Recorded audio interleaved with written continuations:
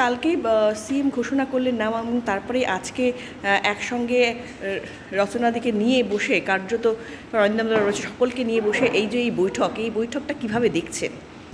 প্রথমত বলি যে আমাদের হুগলির যে পার্লামেন্ট, এই হুগলি পার্লামেন্টে যারা ভোটার আছে এবং জনগণ আছে তারা খুবই খুশি, কারণ দিদি নাম্বার 1-এ দিদিকে পেয়ে। এবং আজকে আমরা যেটা বসলাম, আমাদের অ্যাসেম্বলিতে মিটিং ছিল, অরিন্দম জেলার সভাপতি এবং আমারও মিটিং ছিল।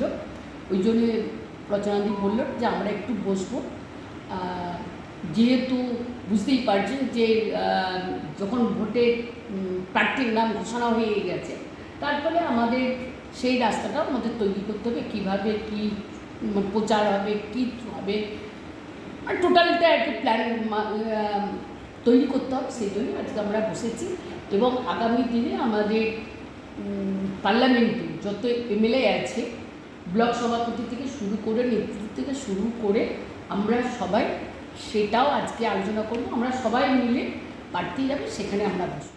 সভাপতি মানে সাংগঠনিক সভাপতি হিসেবে রচনাদিকে পেয়ে কি লড়াইটা সহজ হলো, নাকি সেই জায়গা থেকে আরও অনেকটা অন্যরকম স্ট্র্যাটেজিতে এগোবেন এবার? না, ব্যাপার হচ্ছে মানুষ খুব খুশি, কারণ রচনাদি শুধু হুগলি লোকসভা নয়, সারা বাংলার মানুষের ঘরে ঘরে পৌঁছে গেছে।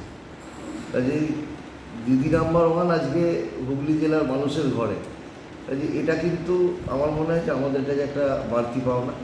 আর তাছাড়া দিদির যে উন্নয়ন লড়াই হলো আমাদের, সেই উন্নয়নকে সামনে রেখে। কাজেই আমার মনে হয় যে হুগলির 3টে আসনই আমরা 100% জিতব।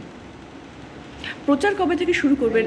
প্রচার আমরা সারা বছর প্রচারালয়তেই থাকি, আমরা মানুষকে নিয়ে কাজ করি, সারা বছর আমরা মানুষকে নিয়ে থাকি। কারণ নতুন করে প্রচারের কিছু নেই, যেহেতু দিদি প্রার্থী হয়েছে, রচনাদিকে নিয়ে আমরা অবশ্যই সমস্ত আমাদের ব্লক নেতৃত্ব যারা আছে তাদের নিয়ে যেমন বসবো, তার সাথে মানুষের কাছেও আমরা পৌঁছে যাব সবাইকে নিয়ে।